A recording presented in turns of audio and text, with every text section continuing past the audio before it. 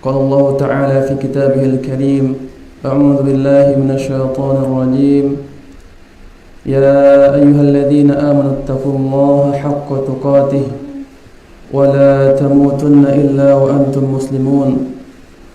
يا أيها الناس اتقوا ربكم الذي خلقكم من نفس واحدة وخلق منها زوجها وبث منهما رجالا كثيرا ونساء واتقوا الله الذي تساءلون به والأرحام إن الله كان عليكم رقيبا.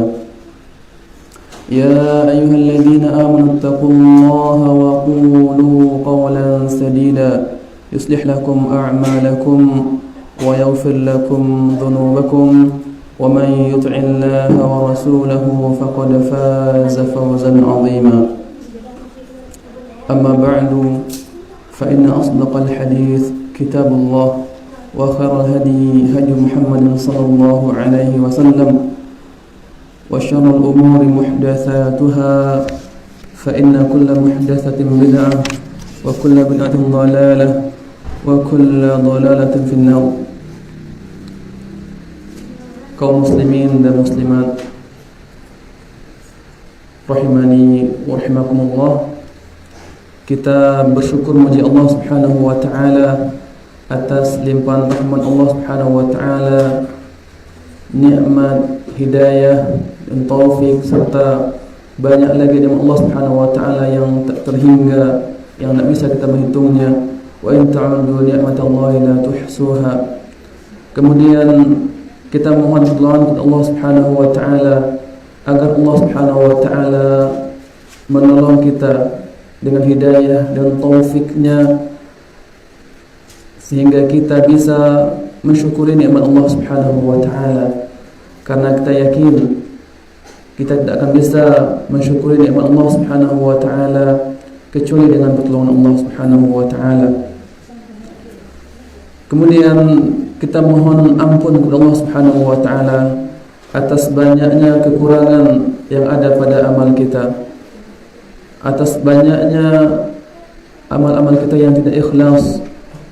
Dan kita mohon ampun Allah Subhanahu wa taala, kita akui akan dosa-dosa kita tersebut, dan kita berlindung kepada Allah Subhanahu wa taala dari keburukan diri-diri kita, dari keburukan jiwa-jiwa kita. Dan barang siapa yang diberi hidayah oleh Allah Subhanahu wa taala, maka tidak ada yang bisa menyesatkannya. Dan sebaliknya, barang siapa yang Allah sesatkan, walaupun 1000 ustaz didatangkan untuk menasihati, maka tidak ada yang bisa memberinya hidayah.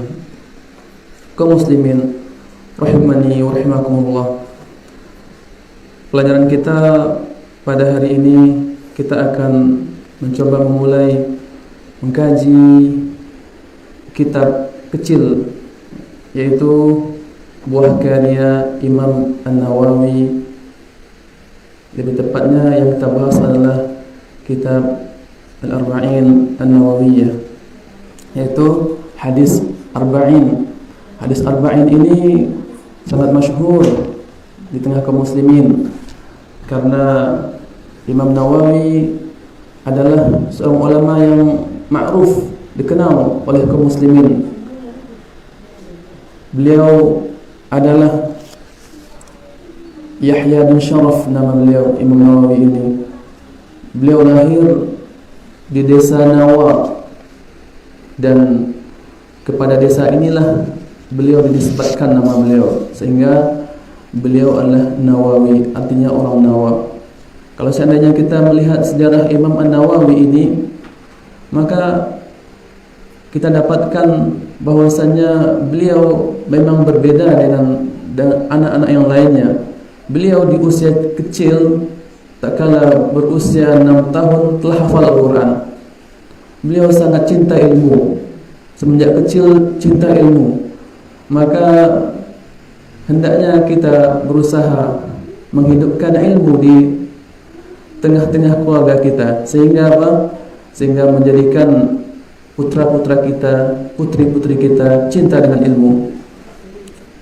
Kaum muslimin rahimani wa rahimakumullah, pada waktu Imam An-Nawawi berusia 20 tahun, ya, beliau telah memiliki semua ilmu alat yang dibutuhkan untuk berfatwa. Maka beliau, ya, setelah diizinkan untuk berfatwa, berijtihad.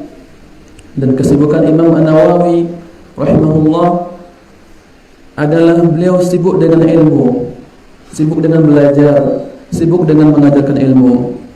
Beliau termasuk orang yang miskin, ya, sehingga beliau tak sempat menikah karena miskinnya beliau. Namun buah karya beliau Imam An-Nawawi sangatlah banyak, ya. Di antaranya adalah yang akan kita bahas insyaAllah, yaitu hadis arba'in, ya. Di antaranya lagi yang lebih besar dan lebih tebal, kitab Riyadhus Shalihin. Banyak lagi kitab-kitab Imam An-Nawawi, seperti kitab Syarah Muhadzab, ya, Minhajul Muslim, Syarah Sahih Muslim, ya. Jadi beliau adalah di antara ulama terkemuka kaum muslimin dan muslimat rahimani wa rahimakumullah. Itulah singkat bagaimana Imam An-Nawawi. Beliau ketika hidup di dunia tidak berusia panjang, ya. Usia beliau atau beliau menutup usia tak kala berumur 45 tahun. Akan tapi buah karya beliau sangat banyak. Hadis yang pertama yang akan kita bahas dari buah karya Imam An-Nawawi. Jadi Imam An-Nawawi ini mengingatkan kita bahwasanya sebelum beliau telah ada ulama yang mengumpulkan hadis-hadis Nabi sallallahu alaihi wasallam, yang mana di antara mukjizat yang Allah berikan kepada Nabi sallallahu alaihi wasallam adalah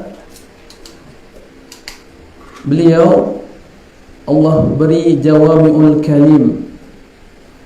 Apa itu jawami'ul kalim? Yaitu perkataan ringkas akan tetapi maknanya sangat dalam, maknanya sangat luas. Nah, demikian Imam An-Nawawi rahimahullah. Dikumpulkanlah oleh Imam Nawawi hadis-hadis yang di sana terkumpul sifat tersebut, yang mana hadis tersebut ringkas akan tapi maknanya sangat luas. Yang sebelumnya, ya, oleh Ibnu Salah, kemudian Imam An-Nawawi, ada lagi nama ulama sesudah beliau mengumpulkan lagi sehingga menjadi 50 hadis, ya, seperti kitab Jami' Ulum wal Hikam Ibnu Rajab Al-Hambali rahimahullah. Nah, demikian. Jadi hadis yang kita bahas dalam buku kecil Al-Arba'in An-Nawawi itu hadis yang ringkas akan tapi maknanya sangat-sangat dalam, dan hendaknya kita berusaha menghafal setiap hadis-hadis Nabi SAW. Dan Nabi SAW mendoakan orang-orang yang menghafal hadis Nabi SAW, "Nadarallahu ra'an sami'a maqalati." Semoga Allah Subhanahu wa taala menjadikan bercahaya wajah seorang yang menghafal perkataanku, kemudian menghafal kemudian disampaikan sebagaimana dia menghafalnya, mendengarnya, memahaminya. Demikian. Assalamualaikum. Tak kala kita menghafal hadis-hadis dalam kitab Al-Arba'in An-Nawawi, maka kita akan merasakan hal yang beda, ya. Hal yang beda yang kita rasakan dengan yang lainnya. Kita mengetahui bagaimana Islam secara global, ya. Kita mengetahui bagaimana agama kita, bagaimana tingginya agama kita, bagaimana mulianya agama kita. Nah, demikian tentang sekilas bagaimana kitab Al-Arba'in An-Nawawi. Kemudian kita masuk ke dalam hadis yang pertama, yang akan kita baca pada kesempatan kali ini insyaallah. Yang pertama, al-hadits al-awwal, hadis yang pertama yaitu hadis Umar bin Khattab radhiyallahu anhu. An Amirul Mu'minin Abi Hafs Umar bin Khattab radhiyallahu anhu qala sami'tu Rasulullah sallallahu alaihi wasallam yaqul. Jadi hadis ini diriwayatkan oleh Umar bin Khattab. Kita tahu Umar adalah manusia terbaik setelah Abu Bakar As-Siddiq dari kalangan sahabat Nabi sallallahu alaihi wasallam. Ya, setelah Abu Bakar yang terbaik adalah Umar. Dan Nabi sallallahu alaihi wasallam sering bermimpi tentang Umar bin Khattab radhiyallahu anhu. Ya. Nabi sallallahu alaihi wasallam pernah bermimpi melihat Umar memiliki pakaian pakaiannya itu melabuh ke tanah. Kemudian ditanyakan kepada Nabi sallallahu alaihi wasallam, apa takwil mimpi tersebut? Itu adalah ad-din, bagaimana dalamnya ilmu agamanya Umar bin Khattab radhiyallahu anhu. Bagaimana tidak sampai-sampai beliau digelari oleh Nabi sallallahu alaihi wasallam Al-Faruq, ya, yang membedakan ya, al-haq dan batil, yaitu Umar bin Khattab radhiyallahu anhu.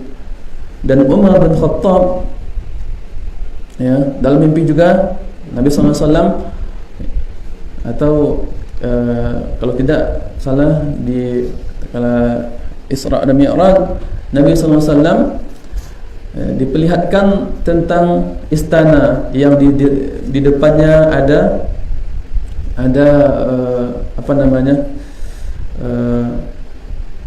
anak-anak muda, pelayan-pelayan surga. Ditanyakan, istana siapakah ini? Maka dijawab, ya, ini adalah istana Umar bin Khattab radhiyallahu anhu.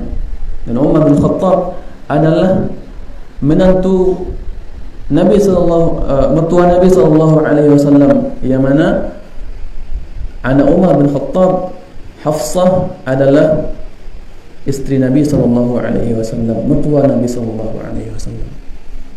Dan beliau, ya, telah dikabarkan oleh Nabi sallallahu alaihi wasallam tatkala beliau masih hidup, beliau termasuk orang-orang yang dijamin masuk surga. Dan Umar bin Khattab radhiyallahu anhu, beliau juga yang disampaikan oleh Nabi sallallahu alaihi wasallam adalah seorang yang akan mendapatkan syahid di akhir hayatnya. Dan Umar bin Khattab mendapatkan syahid di akhir hayatnya sebagaimana yang telah disampaikan oleh Nabi sallallahu alaihi wasallam. Nah, kaum muslimin rahimani wa rahimakumullah.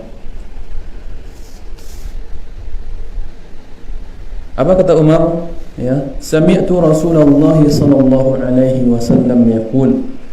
Aku mendengar Nabi sallallahu alaihi wasallam beliau bersabda. Ini menunjukkan bahwasanya Umar bin Khattab mendengarkan langsung dari Nabi sallallahu alaihi wasallam, bukan perantara sahabat yang lainnya, akan tapi beliau terima langsung dari Nabi sallallahu alaihi wasallam. Berkata Nabi sallallahu alaihi wasallam, "Innamal a'malu binniyat." Sesungguhnya hanyalah amal-amal itu binniyat, disertai niat. Wa innama likulli imri'in ma nawa. Dan hanya saja seseorang akan mendapatkan balasan sesuai dengan apa yang ia niatkan.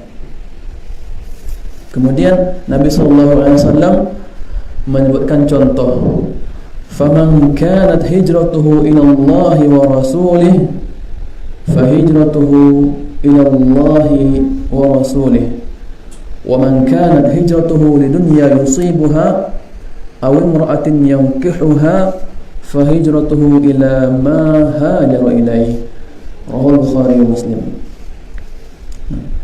Barang siapa yang hijrahnya kepada Allah dan Rasulnya, maka hijrahnya kepada Allah dan Rasulnya. Ya, ikhlas karena Allah berarti. Wa man kana hijratuhu lidunya yusibuha, dan barang siapa yang dia berhijrah karena ingin mendapatkan dunia, aw imra'atin yankihuha, atau tujuan dia berhijrah adalah untuk menikahi wanita, fa hijratuhu ila ma hajara ilaihi, maka hijrahnya kepada yang dia niatkan. Nah, ini yang akan kita bahas. Hadis ini diriwayatkan oleh Imam Bukhari dan Muslim. Ya. Kita bahas innama. Kata innama itu terdiri, kalau misalkan kita baca bahasa Arab, dari kata inna dan ma. Inna, setiap inna itu memiliki fungsi, itu menasabkan isim dan merafakkan khabarnya.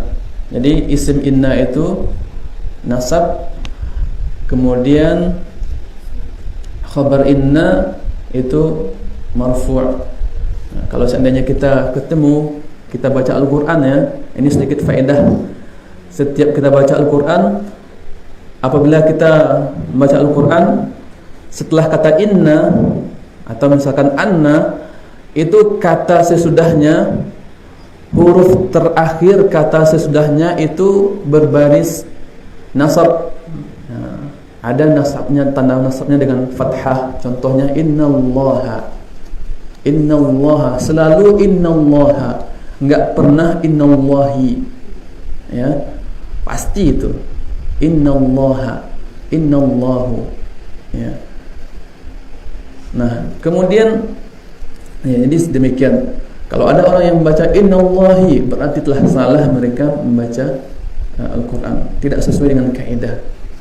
Ya.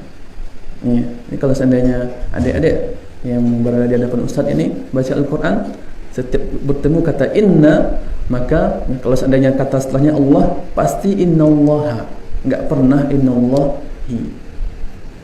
Paham ya? Nah, kemudian ada ma, ya, tambahan ma. Ma ini membatalkan amalan inna. Jadi yang harusnya kalau innal a'mala, ya, kalau seandainya enggak ada ma, maka innal a'mala. Kemudian karena ada ma, innamal a'malu. Nah, di sini ma ini membatalkan amalan la, ya, innamal a'malu binniyat. Ya. Kemudian di sini kita bahas sedikit alif lam. Ya. Sebelumnya al-a'mal itu bermakna, ya, seluruh amal, amalan-amalan, ya, amal, bentuk jamaknya, ya, a'mal. Jadi bukan satu amal, bukan satu pekerjaan, ya, bukan satu pekerjaan. Innamal a'malu berarti di sini seluruh, ya, seluruh pekerjaan. Karena alif lam pada kata al-a'mal itu alif lam istighraq, ya, mencakup semua amal. Kemudian kita bahas sedikit, kita tunjukkan dulu, ya, tunjukkan. Kemudian ketika digabungkan inna dengan ma, maka maknanya hanyalah, artinya pembatasan.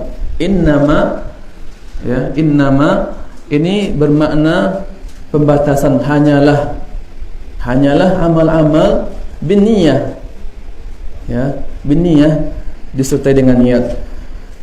Kalau kita lihat dalam Al-Quran, penjelasan para ulama bahwasanya kata innama itu memiliki dua makna. Innama itu memiliki dua makna. Yang pertama, ya, bermakna hanyalah secara mutlak. Secara mutlak hanyalah. Kalau di sini, ya, kalau dalam hadis ini innamal a'malu binniyat, amal-amal apapun, ya, dia, ya, mesti dengan niat. ya. Dan ada juga yang kedua, makna innama, yaitu hanyalah yang memiliki batasan secara khusus. Artinya bukan hanya pada satu, bukan semuanya, tapi ada pembatasannya, ya. Ada batasan secara khusus. Contohnya, innamal hayatud dunya la'ibu wa lahu wa zinah wa tafakhurun bainakum wa takathurun fil amwali wal aulad. Ya. Sesungguhnya kehidupan dunia ini adalah permainan, ya. Kemudian walahu, senda gurau, wa tafakhurun bainakum, dan saling berbangga. Nah, kalau kita lihat di dunia banyaknya demikian. Namun apakah ini saja? Tidak. Di dunia ini kita juga sholat, kita juga berpuasa, kita juga melaksanakan ibadah haji, kurban, yang lainnya. Jadi tidak hanya di dunia itu hanya senda gurau, permainan, berbangga-bangga dengan banyaknya harta atau anak, tidak. Nah, jadi di sini diketahui bahwasanya kata innama ini memiliki dua fungsi. Ya, ada innama yang seluruhnya, ya, tanpa batas. Ya, contohnya apa? Innamal a'malu. Sesungguhnya amal-amal itu adalah disertai dengan niat. Yang kedua, yang memiliki batasan. Nah, dominannya ini. Contohnya dalam ayat tadi, innamal hayatud dunya la'ibu wa lahu. Ya. Kaum muslimin rahimani wa rahimakumullah. Ya, ada mereka yang telah salah memahami ayat, ya. Sehingga karena memahami innama ini dengan satu satu makna pertama tadi, maka mereka menghalalkan anjing misalnya. Anjing dihalalkannya. Ya. Kan ada ayat, ya, berdalil dengan ayat lagi. Innama harrama 'alaikumul maitata wad-dama wa lahmal khinzir wa ma uhilla bihi li ghairillah. Dalam ayat Allah katakan, ya, sesungguhnya, ya, jangan juga innama awalnya. Sesungguhnya yang telah diharamkan atas kalian apa? Bangkai. Yang diharamkan apa lagi? Darah. Ya, kemudian daging babi. Kemudian yang disembelih tidak menyebut nama Allah Subhanahu wa taala. Halal. Maka bagaimana kita katakan? Iya, awal ayatnya innama. Namun innama di sini bukan hanya empat ini saja.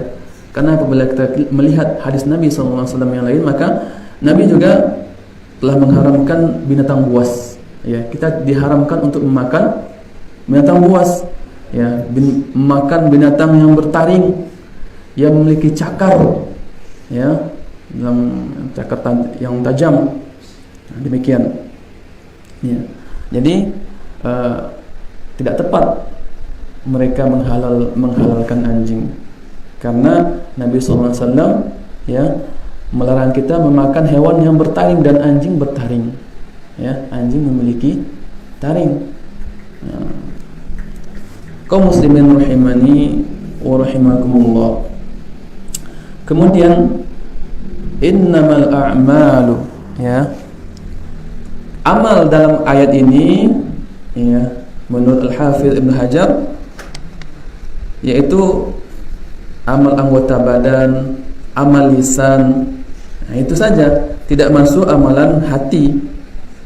Ya, tidak masuk amalan hati. Ya. Karena, ya, dijelaskan bahwasanya oleh Ibnu Hajar Al-Asqalani, bahwasanya yang dimaksud dengan amal di sini adalah amal anggota badan dan amal lisan, tidak masuk amalan hati. Ya. Kemudian diterangkan lagi bahwasanya yang termasuk amal ini yang butuh niat itu adalah hanya berbentuk perbuatan yang sifatnya melakukan. Adapun perbuatan yang sifatnya meninggalkan tidak butuh niat. Tidak butuh niat. Ya, maka kita enggak perlu setiap hari misalkan kita niatkan kita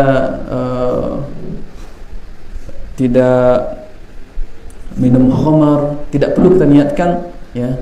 Walaupun kita telah mengetahui khamar itu haram, tidak perlu kita niatkan setiap hari kita meninggalkan minum khamar, ya. Atau misalkan perbuatan haram lainnya, ya, tidak perlu, ya, tidak perlu diniatkan, ya. Jadi amalan yang butuh niat itu adalah amalan yang bentuknya melakukan, ya, seperti apa? Melakukan solat, ya, kita solat solat fardu, solat isya, solat sunnah, ya, atau zakat, puasa, dan amalan anggota lainnya. Itu yang harus dengan niat, ya, dan kita mendapatkan dan akan mendapatkan pahala yang kita niatkan, ya. Itulah yang akan berbuah pahala, dan itu pula lah yang akan berbuah dosa, ya. Kaum muslimin rahimani wa rahimakumullah. Namun apabila kita tengok hadis-hadis Nabi sallallahu alaihi wasallam, maka dalam hadis Nabi juga telah menjelaskan bahwasanya ada amalan-amalan yang itu bukan amalan anggota badan dan juga bukan amal lisan, akan tetapi itu berbuah pahala, ya. Seperti contoh orang yang kata Nabi SAW, orang yang jujur minta, ya, syahid, ya, mati syahid kepada Allah Subhanahu wa taala, maka Allah Subhanahu wa taala akan sampaikan dia ke derajat orang yang mati syahid, walaupun dia, ya, mati di atas tempat tidurnya, ya. Artinya dengan niatnya, atau misalkan yang lain, misalkan yang lain seperti orang yang menginginkan melakukan sebuah kebaikan, ya, ingin melakukan sebuah kebaikan, kemudian hanya niat saja dulu, misalkan ingin puasa sunnah, baru niat, ya, falam ya'malha, dia kemudian enggak jadi melaksanakan puasa sunnah tersebut, falam ya'malha katabahallahu innahu hasanatan kamilah, maka dia mendapatkan pahala niatnya satu, ya, mendapatkan niat pahalanya satu, ya. Jadi demikian. Kemudian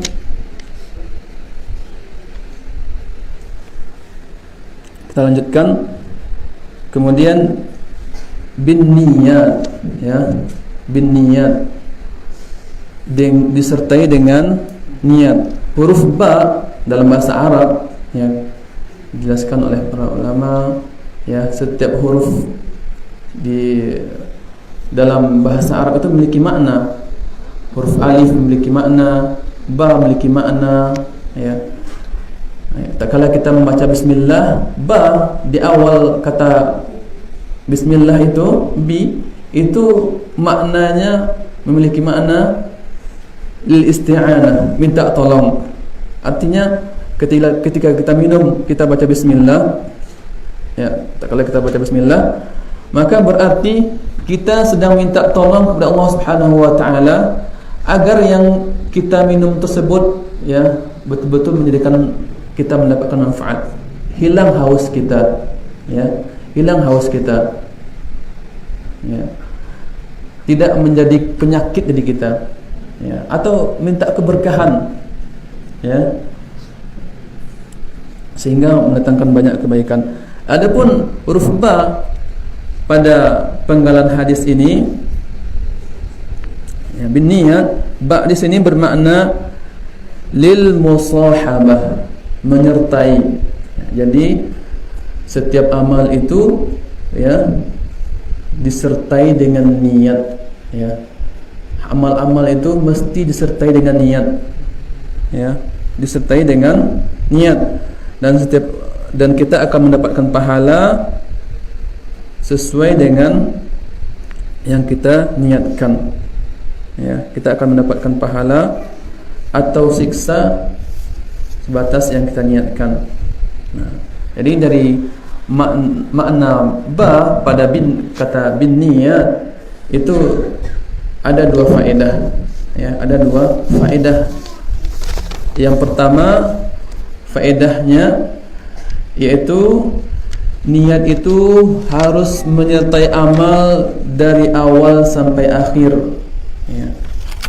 Ketika kita beramal, niat itu harus ada dari awal sampai akhir, ya. Apabila seseorang salat, misalkan seseorang dia tertidur misalkan jam 11 tertidur, ya, kemudian bangun udah jam 4 sore, ya, jam 4 sore dengar azan, langsung salat, ya. Di tengah-tengah, ya, sudah sampai rakaat yang kedua, teringat dia tadi tidur bahwasanya dia belum salat zuhur, ya. Kemudian dia beralih niat ke salat zuhur, maka, ya, salatnya tidak sah, salat zuhurnya tidak sah, ya.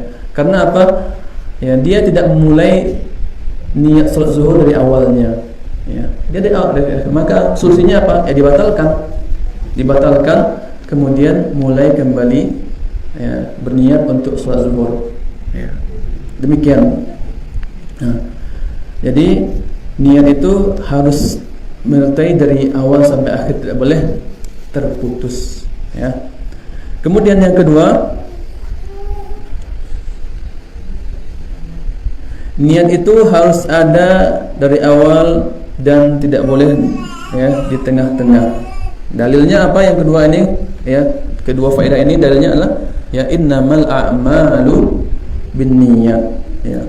Sesungguhnya setiap amal itu harus disertai dengan niat, ya. Enggak boleh niat dari tengah-tengah amal, enggak boleh, ya, enggak boleh. Kemudian kita masuk kepada makna an-niyat. Niat, apa itu niat?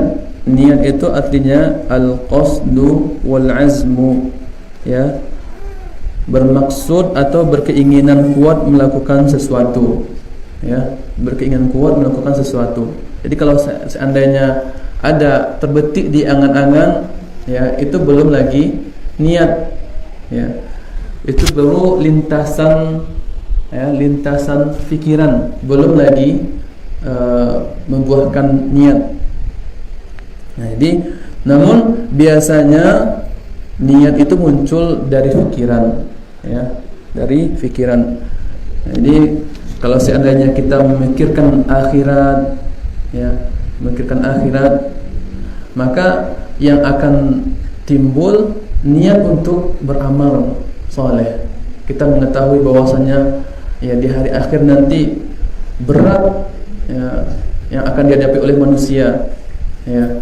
Tak kala matahari itu didekatkan 1 mil, ya, kita pada kepanasan dengan yang tidak ada tempat bernaung, ya. Kemudian bagaimana pula di Sirat, ya, kita menempuh jembatan yang sangat halus daripada rambut, ya, sangat halus daripada rambut, ya, yang mana jembatan tersebut sangat licin, ya. Kita tidak mengetahui apakah kita akan bisa selamat atau tidak, ya. Ya, kita pikirkan demikian, maka yang akan timbul adalah keinginan untuk beramal soleh. Nah, demikianlah para sahabat dahulunya, ya. Tak kala seperti Suhaib Ar-Rumi, ya, Suhaib Ar-Rumi radhiyallahu an, tak kala beliau teringat dengan surga, ya, maka di malam hari langsung hilang ngantuknya, ya, teringat surga, ingin beramal untuk mempersiapkan diri kepada surga, ya. hilang rasa ngantuknya. Demikian para sahabat dahulunya radhiyallahu anhum ajma'in. Jadi kalau sebaliknya, kalau yang kita pikirkan misalkan ya hal-hal yang duniawi, maka yang akan timbul adalah ya niat-niat yang tidak baik. Misalkan kalau seorang pemuda, ya seorang laki-laki, kalau seandainya dia terus memikirkan anak gadis orang, ya pikirkan kecantikannya, ya, maka yang akan timbul ya sesudah itu apa? Keinginan, niat untuk mendekati, ya. Maka kata Imam Ibnu Qayyim rahimahullah, aslu kulli khairin wa aslu kulli syarrin al-fikr, ya. Pokok setiap kebaikan dan pokok setiap seluruh keburukan itu berasal dari pikiran. Maka hendaknya kita berusaha menjaga pikiran kita, ya, berusaha menjaga pikiran kita. Ya, jangan sampai pikiran kita terlena dengan hal-hal yang tidak Allah ridhai, ya. Sehingga datang atau muncul niat-niat ya yang menjauhkan kita dari Allah Subhanahu wa taala. Jadi kaum muslimin rahimani rahimakumullah. Ini makanya syariat Allah Subhanahu wa taala mentahkan ya qul lil mu'minin yaghudduna min absarihim. Ya, katakan kepada orang-orang beriman agar mereka menundukkan pandangan mereka. Kalau seandainya menundukkan pandangannya ditundukkan, maka ya tidak akan terjadi misalkan khalwat, apalagi berpacaran, ya. Makanya kata para ulama, barang siapa yang ingin menjaga niatnya, maka hendaknya dia menjaga fikirannya, ya. Orang yang, kalau kita ingin menjaga niat kita ikhlas, menjaga niat kita sehingga kita senantiasa di atas ketaatan kepada Allah Subhanahu wa taala, jaga pikiran kita. Sibukkan pikiran kita dengan hal-hal yang Allah ridhai. Ya, kita masih banyak ilmu-ilmu Islam yang belum kita ketahui, ya. Belum lagi baca Al-Qur'an kita. Nah, bagaimana ilmu baca Al-Qur'an? Sudahkah kita mengetahui seluk-beluk? Ya. Belum lagi tafsirnya, belum lagi hadisnya, belum lagi bahasa Arab. Ya, belum lagi bahasa Arab. Sibukkan diri kita dengan itu, maka ya niat kita akan terjaga, ya, akan terjaga niat kita. Dan barang siapa yang ingin menjaga fikirannya, barang siapa yang ingin terjaga fikirannya, maka jalannya ya adalah dengan cara menjaga mata, ya, dengan menjaga mata, menjaga pandangan. Ya, sebab apa?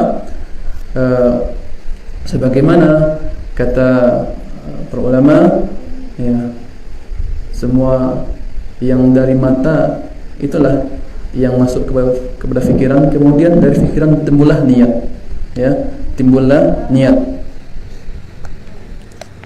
Maaf, kita mulai sebentar. Bismillah.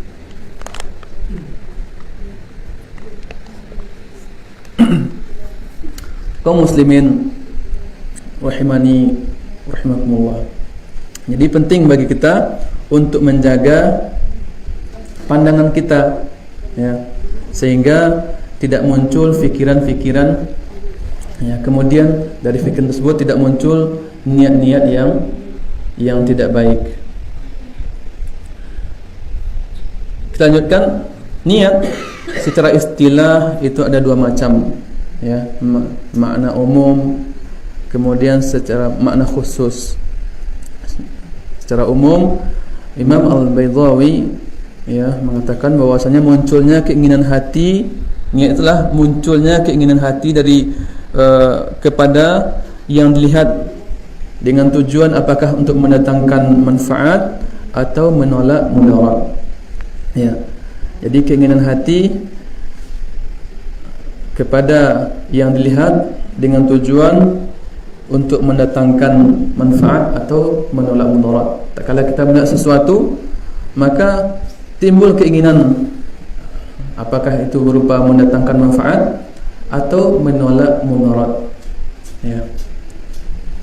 Ini dari sini kita mengetahui bahwasanya manusia itu tidak lepas daripada niat dan keinginan. Ya. Ketika pergi ke pasar, ya, atau misalkan ya tempat yang lainnya, tentu akan hadir niat. Ada yang tidak inginkan di situ, ya. Ada niat. Bahkan orang lain, ya, orang lain terkadang bisa mengetahui niat kita, ya. Orang lain bisa mengetahui kita niatnya apa. Tak kala kita misalkan memakai sarung, pakai peci, ya, terdengar azan, ya, nampak sama tetangga mau ke masjid ya, maka kita bisa menjawab iya, kita mau ke masjid. Ya, artinya demikian, sangat mudah untuk berniat tersebut. Ya, niat itu, berniat itu sangat mudah. Kaum muslimin rahimani wa rahmatullah.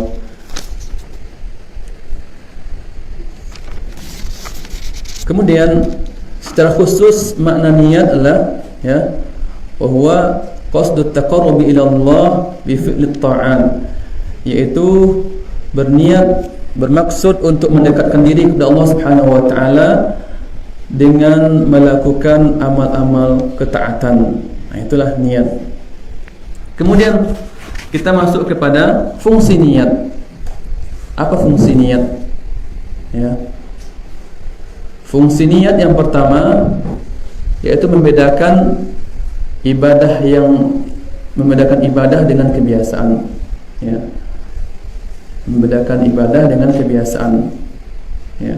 Seseorang tak kala mandi, ya, mana yang mandi kebiasaan sehari-hari, mana yang mandi ibadah, itu bisa dibedakan dengan niat. Ya. Misalkan ada orang yang mandi di pagi hari, ya, mandi di pagi hari, yang sebelumnya dia berhubungan dengan istrinya, kemudian dia mandi seperti biasa, ya, mandi seperti biasa, kemudian dia sholat. Bagaimana sholatnya? Sah atau tidak? Ya, tidak sah, karena dia waktu mandi tadi, ya, dia belum niat untuk, ya, mandi besar, ya, atau mandi dari janabah. Ya. Jadi dengan niat kita bisa bedakan mana mandi yang biasa, ya, untuk mana yang mandi itu ketaatan. Ya. Jadi untuk membedakan ibadah yang satu dengan ibadah yang lain itu dengan niat. Kemudian yang kedua, ya, yang kedua fungsi niat itu adalah membedakan ibadah yang satu dengan ibadah yang lain. Mana ibadah yang sunnah, mana ibadah yang wajib, itu dibedakan dengan niat, ya. Itu dibedakan dengan niat.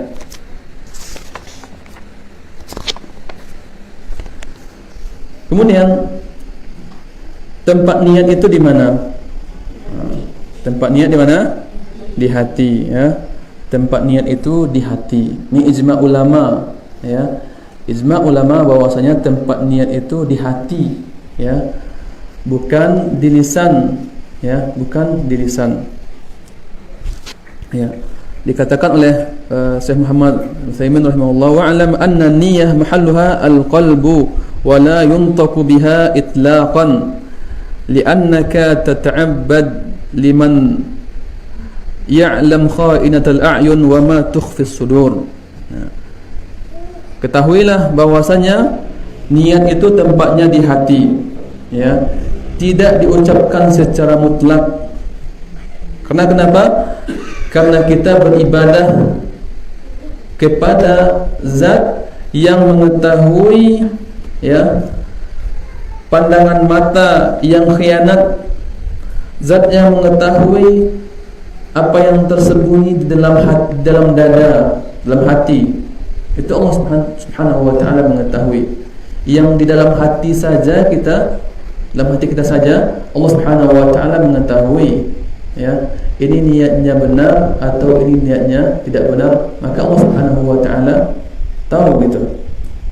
Nah, jadi memang ada ulama, sebagian ulama Syafi'iyah, ya, bukan Imam Syafi'inya, tapi sebagian ulama Syafi'iyah yang mengatakan bahwasanya niat itu ya butuh diucapkan, ya, butuh diucapkan. Namun sebagian ulama Syafi'i yang lainnya mengingkari, ya, mengingkari hal tersebut. Yang tepat adalah, ya, niat itu adalah di hati. Karena Nabi SAW beliau, ya, tak kala salat, ya, demikian juga para sahabat Nabi SAW yang jumlahnya ribuan, ya, tidak memulai salat beliau dengan niat yang diucapkan. Demikian juga hadis Nabi SAW, tak kala ada seorang Arab Badui yang salatnya sangat cepat, ya, ketika masuk masjid, kemudian salat 2 rakaat, salat dengan, ya, tidak tumakninah, kemudian datang kepada Nabi SAW, ya, mengucapkan salam kepada Nabi, maka dijawab salamnya. Kemudian apa kata Nabi? Irji' fasalli fa innaka lam tusalli. Ya, ulang salatmu, ya, karena engkau sungguhnya belum salat. Ya.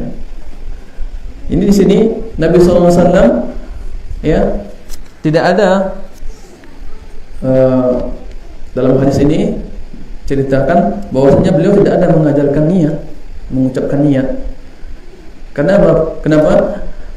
Sahabat tadi salat, kemudian ulang lagi salatnya, disuruh Nabi untuk mengulang kembali sampai, ya, 2 atau 3 kali. Kemudian datang kepada Nabi SAW, ya, minta diajarkan salat, ya. Maka kata Nabi SAW, menghadaplah ke kiblat, ya, kemudian fakabbir, ucapkanlah takbir. Enggak ada Nabi SAW menyuruh sahabat tersebut mengucapkan niat, ya.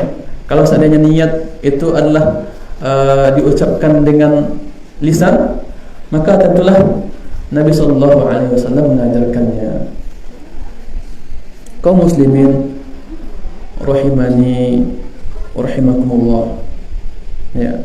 Jadi demikian, ya, niat itu tempatnya di hati, ya, tempatnya di hati. Kemudian macam-macam niat, ya, macam niat. Niat itu ada 2 macam. Yang pertama niat amal, ya, niat amal. Macam-macam niat. Yang pertama itu niat amal. Amal tersebut, ya, niat amal, mau solat, mau puasa, ya. Yang kedua niat lillahi ta'ala, ya, tujuan amalnya, ya. Kalau seandainya niat amal ini berkaitan dengan pelajaran fikih. Adapun lillahi ta'ala, niat tujuan amal untuk siapa amalnya, ya, maka ini kajian akidah, ya, kajian akidah. Jadi niat amal, kemudian niat lillahi ta'ala, itulah macam niat.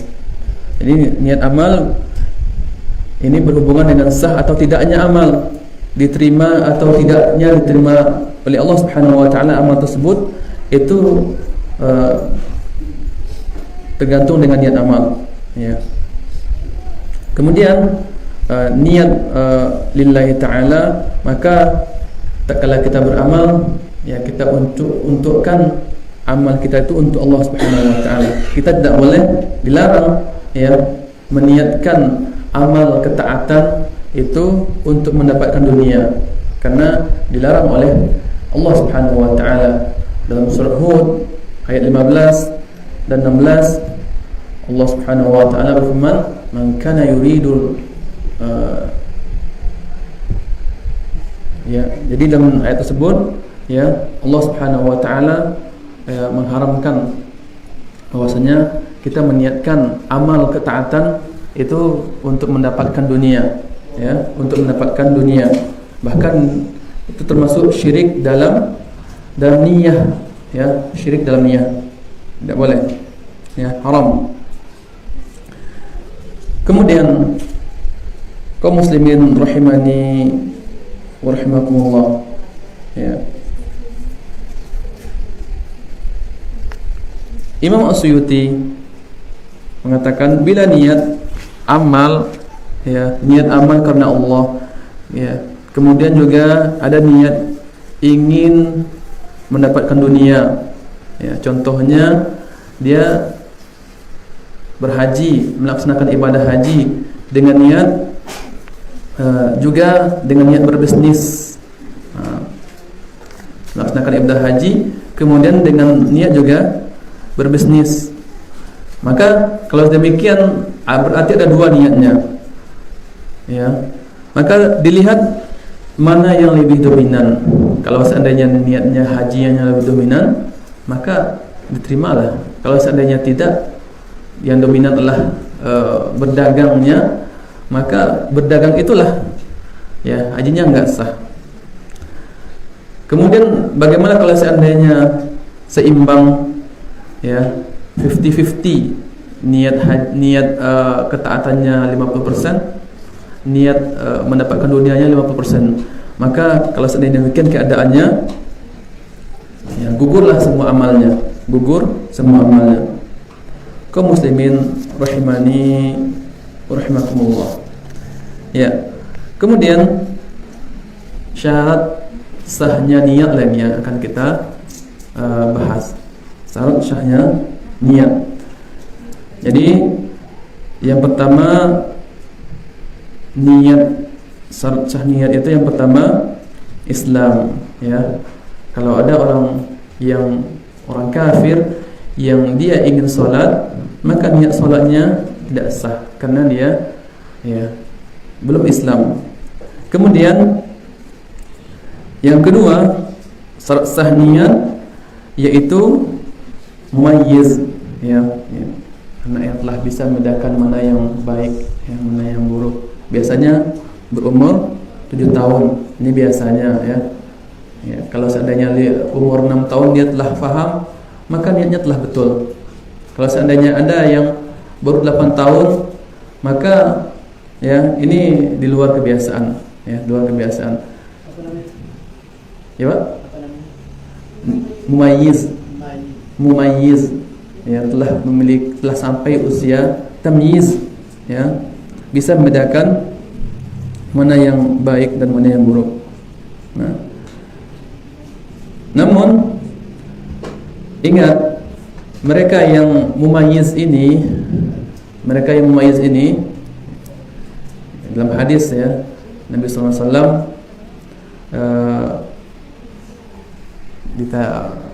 ada seorang sahabat yang bawa anaknya untuk berhaji, ya. Kemudian anaknya ini mumayyiz, ya. Namun setelah selesai berhaji, maka belumlah gugur kewajiban haji untuk anak tadi, ya. Tetap nantinya setelah dewasa untuk mengulang kembali hajinya, ya, untuk mengulang kembali hajinya, karena, ya, tidak mencukupi, ya.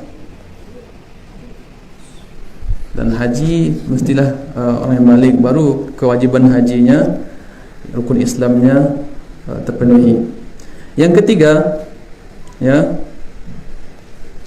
syarat niat tersebut, syarat sahnya niat, berilmu dengan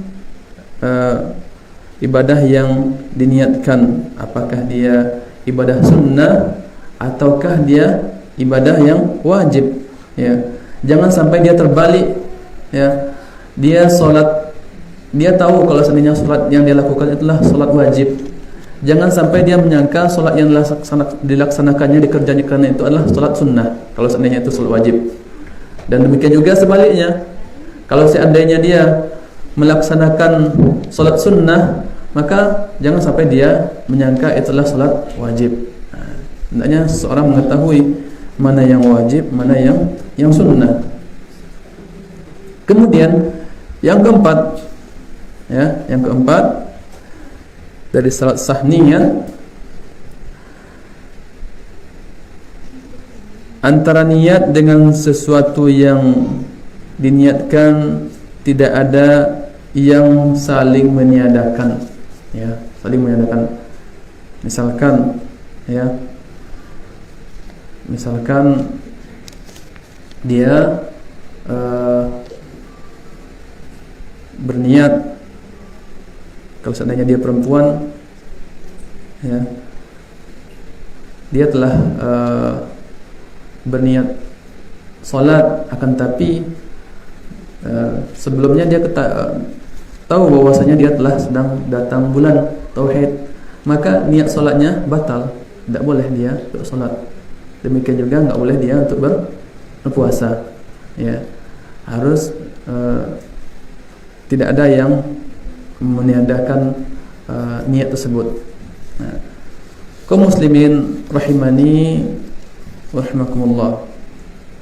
Kemudian yang kelima, nah, yang harus ada, ya, syarat sah niat tersebut adalah niat itu berada di awal amal. Nah, semenjak di awal amal, ya. Jadi bukan di akhir amal atau di tengah-tengah amal. Hendaknya kita ketika berniat itu dimulai dari awal amal telah ada niat tersebut. Kemudian ini dalilnya apa? Dalilnya hadis ini, ya, innamal a'malu binniyat, ya. Sesungguhnya hanyalah amal-amal tersebut binniyat, disertai dengan niat. Karena huruf ba pada kata binniyat itu lil musahabah, harus menyertai dari awal. Kemudian yang keenam, ya, niat itu, ya, berada dari awal sampai akhir, tidak terputus, ya, bukan hanya di awal saja dia niat, kemudian di tengah-tengah amal tersebut diputus niatnya, tidak, akan tapi, ya, niat itu dari awal sampai akhir tidak diputus. Demikian ketika berniat. Nah, kemudian yang ketujuh, ya, ini ada persekutuan niat. Ini di dalam amal, ya, di sini ada khilaf, ya. Yang ketujuh ini ada khilaf. Di dalam amal kita bisa menggabungkan niat, ya. Ada niat yang bisa digabungkan, ya. Misalkan, ya, seorang salat sunnah tahiyatul masjid dengan salat sunnah qabliyah zuhur misalkan. Ini bisa digabungkan, ya, bisa digabungkan. Atau boleh jadi dia salat sunnah dengan menggabungkan 3 niat, ya, menggabungkan 3 niat. Misalkan dia salat sunnah wudu, kemudian tahiyatul masjid, kemudian salat sunnah qabliyah zuhur, bisa digabungkan, ya. Ya, ini pendapat ulama, ya. Namun ingat, dalam hal di sini hendaknya amal yang dipersekutukan niat di dalam tersebut adalah amalan yang setimbang, ya. Kalau sunnah sama-sama sunnah, ya, enggak boleh seseorang menggabungkan antara amalan yang sunnah dengan amalan yang wajib, ya. Enggak boleh seorang menggabungkan antara amalan sunnah dengan amalan yang wajib, ya. Seperti misalkan seseorang menggabungkan amalan sunnah dengan yang wajib, ya, tak kala dia salat sunnah, misalkan dia telah berwudu, kemudian dia salat, niatnya niat tahiyatul masjid atau niat qabliyah subuh digabungkan, kemudian digabung dengan salat subuhnya, maka ini tidak boleh, ya, tidak boleh, karena dia tidak satu level. Yang dibolehkan itu hanya satu level, ya. Demikian juga bukan dalam keadaan mengqadha, ya, bukan dalam keadaan mengqadha. Nah, namun kemudian kita ingatkan lagi, niat yang kelima harus berada, yang kelima tadi apa Pak? Ya, niat itu berada di awal amal. Namun di sini juga ada pengecualian. Apa itu pengecualiannya? Yaitu puasa sunnah. Ya, kalau puasa sunnah maka niatnya ya enggak mesti di awal. Karena Nabi Shallallahu Alaihi Wasallam ya pernah datang kepada istri-istri beliau menanyakan, apakah hari ini kita memiliki makanan? Tidak. Datang lagi ke istri yang lainnya, kita memiliki makanan? Tidak. Maka idzan fa inni shaim. Maka Nabi Shallallahu Alaihi Wasallam meniat puasa, walaupun tidak dari awal sebelum masuk waktu fajar subuh. Ya, ini pengecualian. Nah, kaum muslimin rahimani rahimakumullah. Ya. Ya, kemudian hubungan niat dengan pahala, ya. Hubungan niat dengan pahala. Ya. Tanpa niat kita tidak akan mendapatkan pahala. Ya, tak kala kita beramal tanpa niat tidak akan dapat pahala. Ya, misalkan seseorang bangun di malam hari. Ya, bangun di malam hari. Ya. Atau terbangun di malam hari, kemudian dia sholat. Ya, sholat 2 rakaat atau sholat berapa rakaat. Ditanya sama yang bangun tadi, ngapain antum tadi? Sholat malam ya, tahajud ya? Enggak ada sholat, berarti dia enggak sadar. Ya, maka di sini ya dia enggak dapat pahala. Ya, karena dia ya tidak ada hadir. Ya. Maka seseorang akan mendapatkan pahala sesuai dengan yang diniatkan. Dalilnya innamal a'malu binniyat. Kemudian orang yang berniat ya itu ada 2 keadaan. Ya. Keadaan orang yang berniat itu ada 2. Ya. Yang pertama, jadi mengamalkan yang diniatkan, itu berniat baik ya. Orang yang berniat kebaikan, berniat untuk melakukan kebaikan, kemudian jadi mengamalkan kebaikan, maka dia akan mendapatkan 10 pahala ya, sampai 700 kali lipat pahala, sampai ya tanpa batas ya, sebagaimana hadis yang kita bacakan tadi. Man ya'mal astagfirullah. Jadi barang siapa yang beramal, barang siapa yang berniat kebaikan, faman hamma bihasanatin falam ya'malha falahu hasanatun kamilah. Barang siapa yang beramal, berniat ingin melakukan kebaikan namun dia tidak jadi melakukannya, maka dia mendapatkan satu pahala. Ya. Kalau seandainya dia jadi melakukan apa yang diniatkannya, maka dia mendapatkan ya falahu ashru 10 kebaikan ila 700 di'fin, sampai 700 kali lipat, ila ar'afin katsirin, sampai tanpa batas.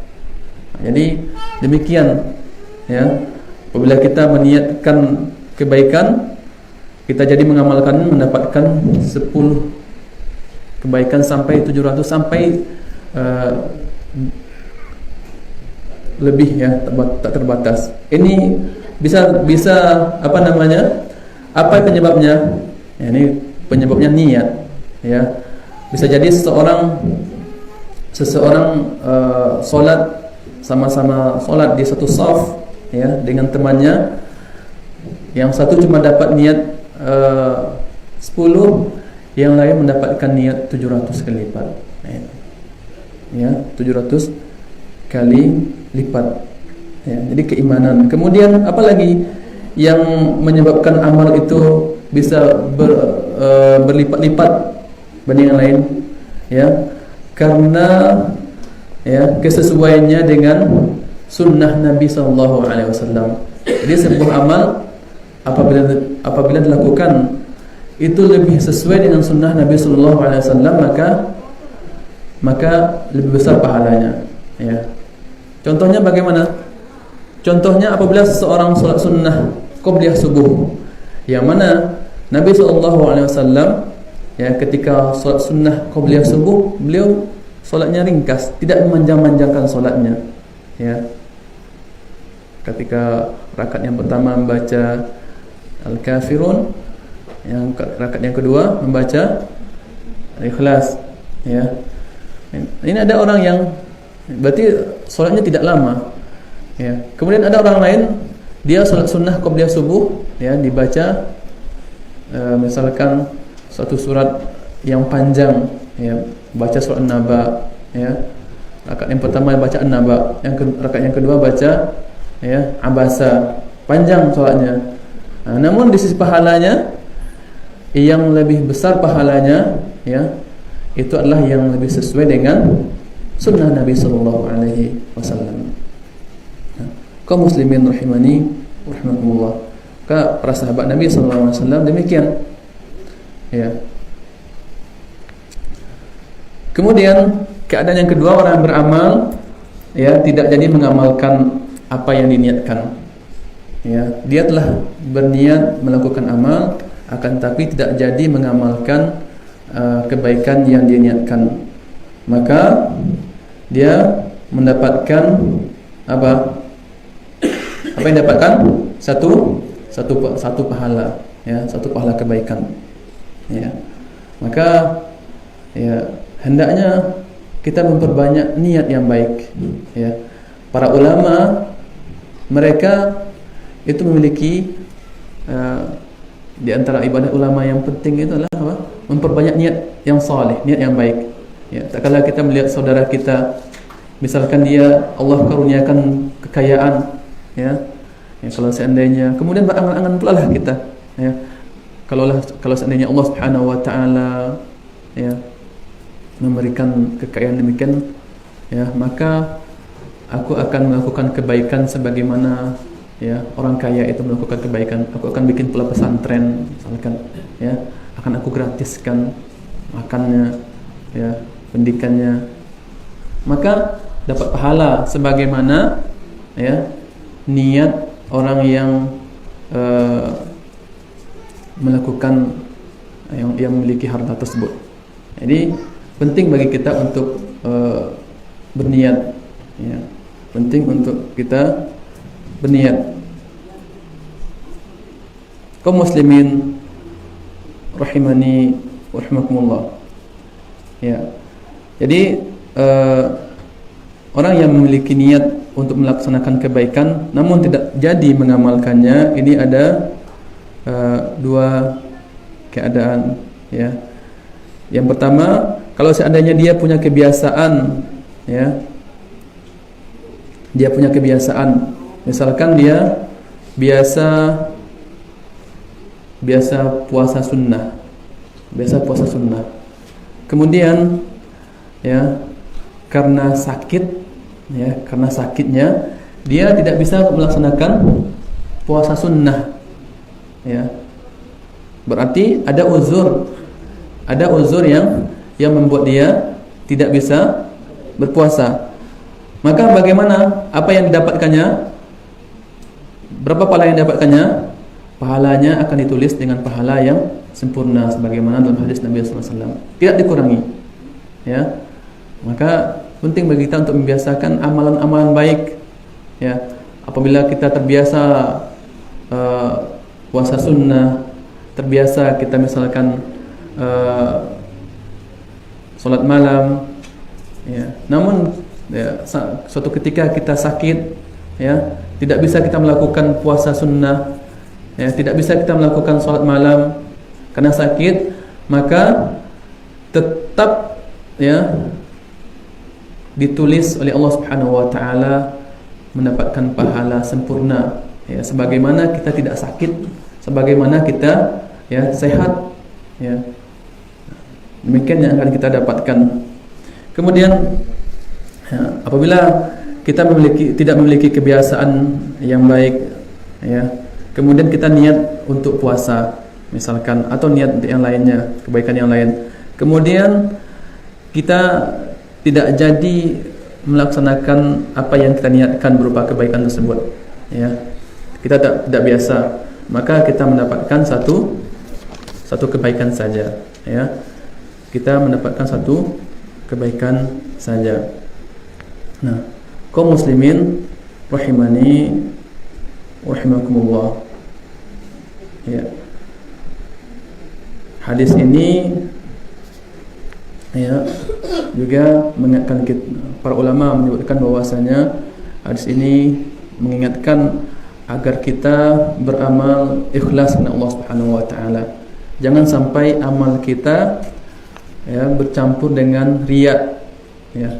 Karena amal yang ya bercampur dengan riya, maka ya, akan gugur amalnya, ya. Jika riya ya, penyakit riya menjangkiti semenjak awal amal yang kita lakukan, maka kata para ulama, gugur amal yang kita lakukan tersebut, ya. Namun jika riya masuk ke amal soleh yang kita lakukan, ya, di tengah-tengah amal soleh kita lakukan, maka ini ada dua kemungkinan, ya, ada dua kemungkinan. Yang pertama, seorang yang beramal tersebut dia biarkan saja riya tersebut, ya, nggak ada lawan-lawannya, maka bagaimana amalnya? Ya, gugur pahalanya, ya. Namun apabila dia dilawan sampai akhir, ya, maka dia berusaha sampai akhir, dia berusaha untuk melawan riyanya, maka dia tetap dapat pahala. Ya, kalau seandainya dia bisa mengalahkan riyanya, ya, penyakit riya tersebut, maka dia tetap dapat pahala. Kemudian para ulama juga menjelaskan, ya, bagaimana kalau seandainya seseorang beramal, ya, kemudian setelah selesai amal kemudian muncul riyanya, ya, selesai amal muncul riyanya, bagaimana keadaannya? Maka kata Imam Al-Qayyim, maka yang seperti ini gugur amalnya. Kata para ulama yang lainnya, ini amalnya yang sudah selesai itu tidak gugur, akan tetapi dia terkena dosa yang lainnya, ya, ya. Ini penting, ya, hendaknya kita menjaga amal kita jangan sampai termasuki penyakit riya, ya. Kaum muslimin rahimani rahimakumullah. Nah, sampai di sini ada yang mau dipertanyakan?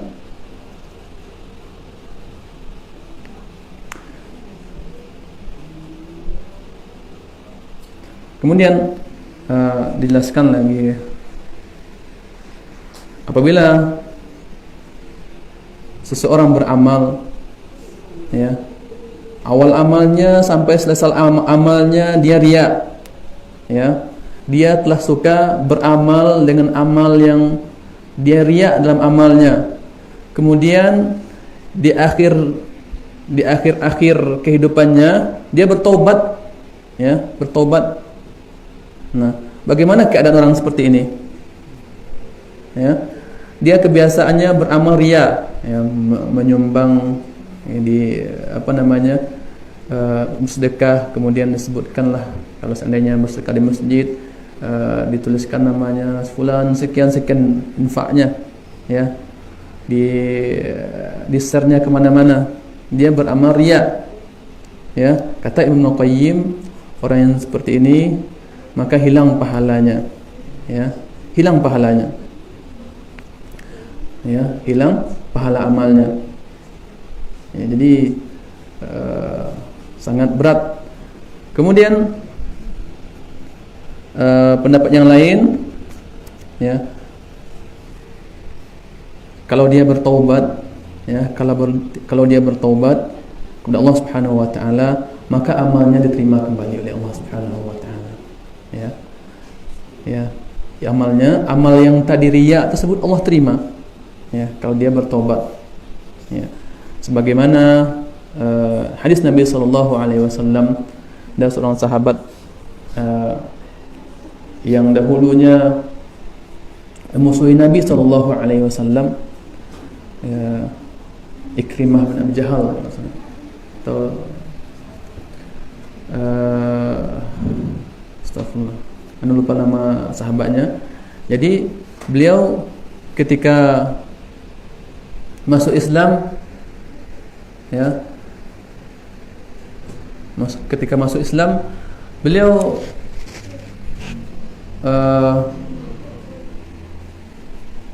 bertanya kepada Nabi SAW, bagaimana dengan amal-amal yang sebelumnya. Maka dikatakan oleh Nabi SAW, aslamta, ya, engkau telah masuk Islam bersama amal-amal kebaikanmu yang dahulu. Ya, ketika dia masih musyrik, dia beramal soleh, amalnya amal soleh yang sesuai dengan syariat.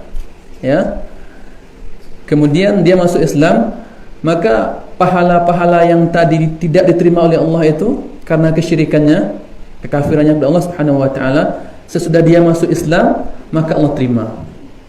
Maka itu untuk orang musyrik, orang kafir, ya. Apakah lagi untuk orang yang sudah Islam, beriman kepada Allah Subhanahu wa taala? Tentu lebih berhak, ya, dia untuk mendapatkan rahmat Allah Subhanahu wa taala yang luas tersebut, ya. Demikian. Kemudian kita masuk kepada di antara poin-poin yang bisa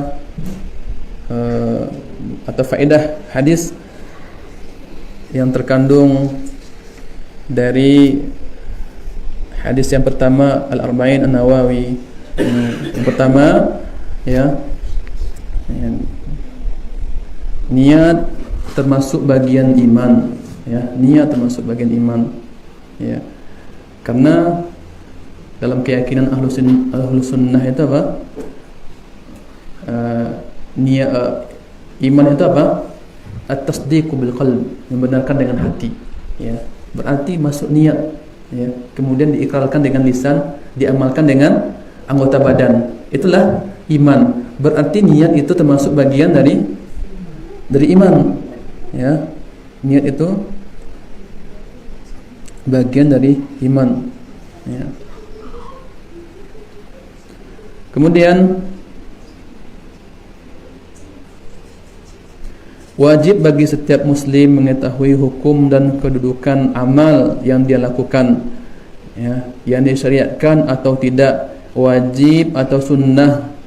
Karena amal, ya, tidak bisa lepas dari niat yang disyariatkan, ya. Amal itu tidak lepas dari amal yang wajib atau sunnah, ya, disyariatkan atau tidak. Maka wajib bagi muslim untuk mengetahui hukum tersebut. Kemudian disyariatkan berniat secara sadar, ya, dalam amal-amal ketaatan, ya.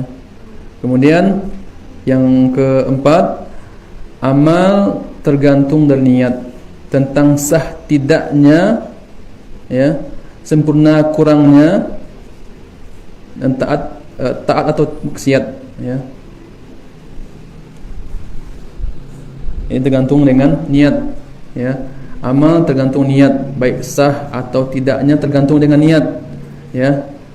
Sempurna atau kurang sempurnanya amal tersebut itu tergantung dengan niat, ya. Sebuah ketaatankah atau kemaksiatan amal tersebut itu tergantung dengan niat. Kemudian yang kelima, ya, niat itu tempatnya di hati, bukan di lisan, ya. Tempatnya di hati, ya. Kemudian yang keenam, melafalkan niat itu tidak sesuai dengan sunnah Nabi sallallahu alaihi wasallam.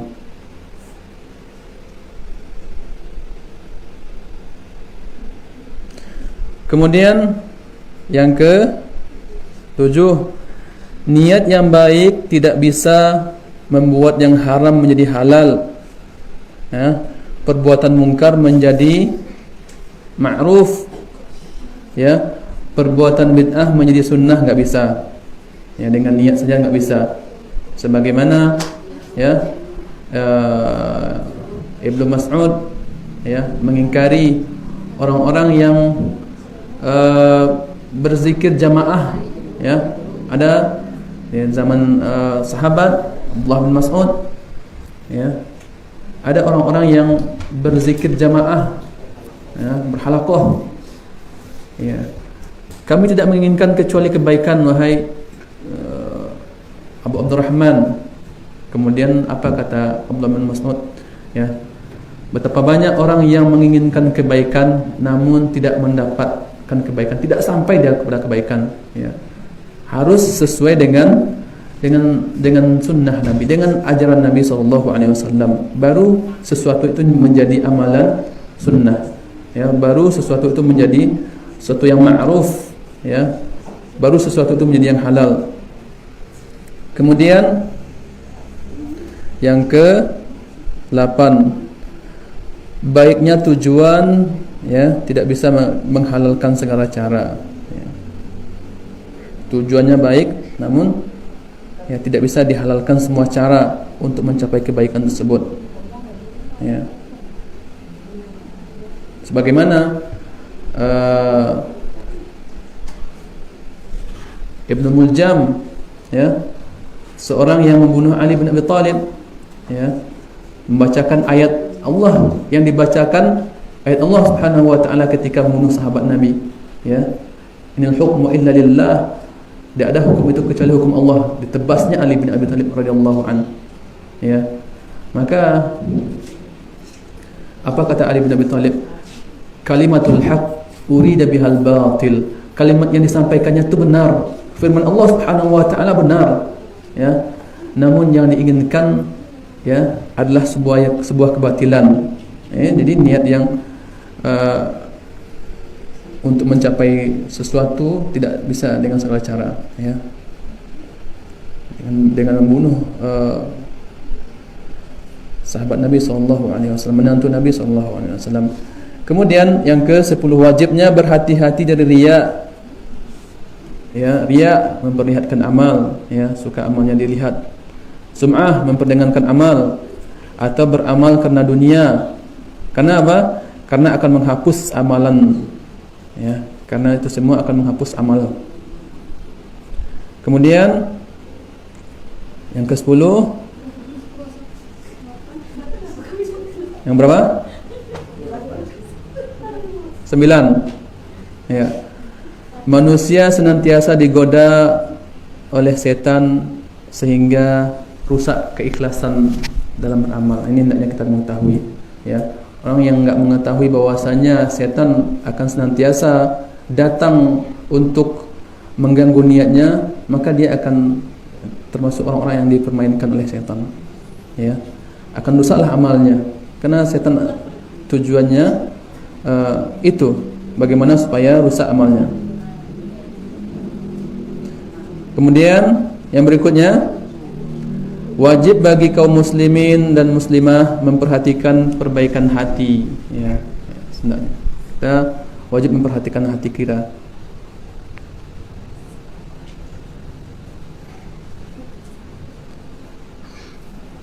Kemudian berikutnya yang keberapa lagi? 10, Pak. Yang 10, 11. Allah Subhanahu wa taala memberi balasan pahala dari amal-amal hambanya tergantung niatnya, ya. Allah memberi pahala itu tergantung niat yang kita lakukan dari amal tersebut. Kemudian, ya, keutamaan hijrah kepada Allah dan Rasulnya. Tahu keutamaan hijrah, Pak? Keutamaan hijrah itu sangat besar, menghapuskan ya, dosa sebelum hijrah. Ya. Ya, keutamaan hijrah itu sangat besar. Ya, dan hijrah ada hadis Nabi sallallahu alaihi wasallam, la hijrata ba'dal fathi. Tidak ada hijrah sesudah Fathu Makkah. Ini maksudnya apa hadis ini? Maksudnya Mekkah dan Madinah itu sudah menjadi negeri kaum muslimin. Jadi tidak perlu lagi hijrah ke Mekkah atau hijrah ke Madinah. Enggak ada lagi hijrah. Namun kalau seandainya yang lainnya tentu ada, ya. Yang lainnya tentu ada. Apabila seseorang berada di suatu negeri yang mana dia tidak bisa menampakkan agamanya di situ, ya, tidak bisa mengamalkan agamanya dengan baik, maka ya wajib baginya untuk hijrah, ya. Karena bumi Allah Subhanahu wa taala ini luas. Ya. Wallahu taala alam. Kemudian kita cukupkan dulu sampai di sini ya.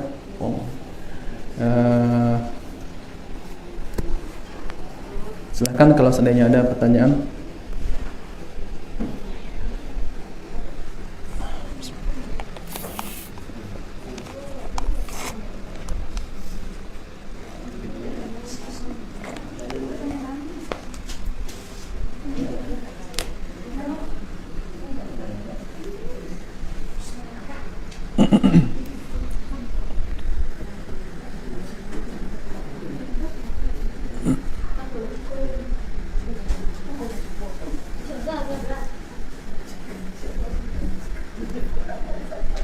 Pertanyaannya sekarang atau nanti dijawab? Sekarang jam berapa waktu? Asar? Kita lanjutkan nanti ya. Ya. Kita cukupkan dulu. Wallahu taala alam bissawab. Wa sallallahu ala nabiyina Muhammad. Subhanakallahumma bihamdika asyhadu an la ilaha illa anta astaghfiruka wa atubu ilaik. Assalamualaikum warahmatullahi wabarakatuh.